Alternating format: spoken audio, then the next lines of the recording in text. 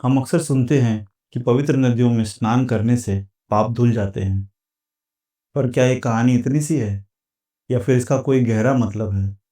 आज हम इसी रहस्य से पर्दा उठाएंगे। एक ऐसा सत्य जो हजारों सालों से हमारे सामने है, लेकिन शायद हम उसे देख नहीं पाए।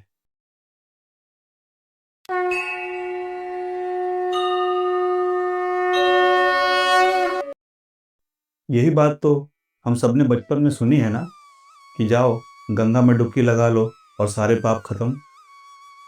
ये एक ऐसी धारणा है जो हमारे सोच में गहराई तक बसी हुई है।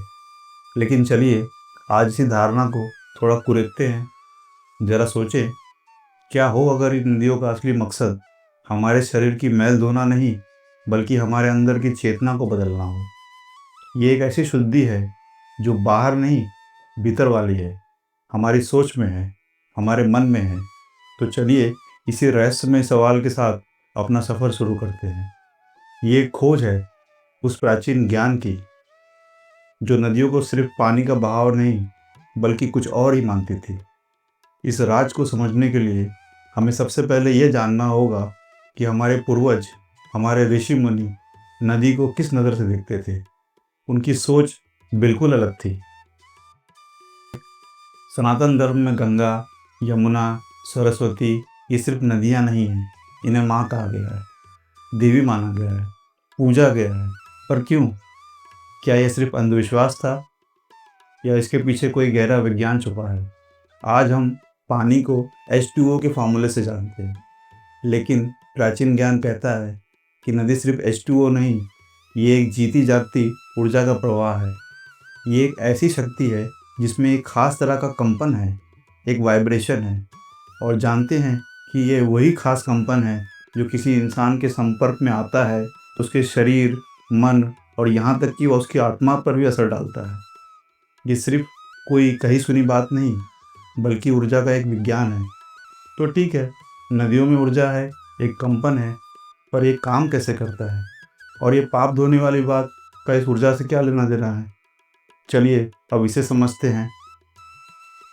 ये तो हम सब ने महसूस किया होगा कि नदी के किनारे जाकर बैठने से एक अजीब सा सुकून मिलता है। मन एकदम शांत हो जाता है। पता है, ये कोई संयोग नहीं, ये ऊर्जा का असर है। एक ऐसा विज्ञान है जिसे आज की दुनिया पूरी तरह से समझ नहीं पाई। तो जब कहा जाता है कि नदी पाप धोती है, तो यहाँ पाप का मतलब कोई गलत काम या अपराध नहीं।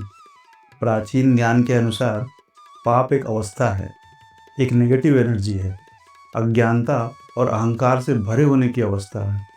और जब कोई उस पवित्र नदी की ऊर्जा के पास जाता है, तो वहाँ का माहौल उसे मजबूर करता है कि वे अपने रोज़ की भाग दौड़ से रुके, अपने बारे में सोचे और अपने अंदर झांक कर देखे। बस यही है आत्मशुद्धिकरण। अब इसी विचार को थोड़ा और आगे बढ़ाकर देखते हैं। ये नदियाँ सिर्फ इंसानों के लिए नहीं, बल्कि हमारी पृथ्वी के लिए भी खास मायने रखती है। प्राचीन ऋषियों ने कितनी खूबसूरत बात कही है। उन्होंने कहा, जैसे हमारे शरीर में खून ले जाने वाली नसें होती हैं जो हमें जिंदा रखती हैं, ठीक वैसे ही पृथ्वी के लिए नदियाँ हैं। ये पृथ्वी की नसें हैं, उसकी जीवन रेखाएं हैं। असल में ये नदियाँ पूरी धरती पर एक एनर्जी ग्रिड की तरह काम करती हैं। और जब ये नदियाँ साफ सुथरी, बिना किसी रुकावट के बहती हैं, तो पूरे ग्रह पर ऊर्जा का एक संतुलन बना रहता है। इसीलिए हमारे पूर्वजों ने हमें सिखाया, नदियों की पूजा करो, उनकी रक्षा करो। चलिए अब वापस आते हैं अपने ऊपर। इस पूरे ज्ञान का, इस पूरी समझ का हमारी ज़िंदगी से क्या संबंध है, ये जानना बड़ा आवश्यक है। सच तो ये है कि किसी पवित्र नदी के तट पर जाना सिर्फ एक जगह से दूसरी जगह जाना नहीं। असल में ये एक बाहरी यात्रा से कहीं ज़्यादा एक भीतरी यात्रा है, अपने मन के अंदर की यात्रा है। बहती हुई नदी हमें जीवन का सबसे बड़ा सबक सिखाती है कि जीवन भी एक प्रवाह की तरह है।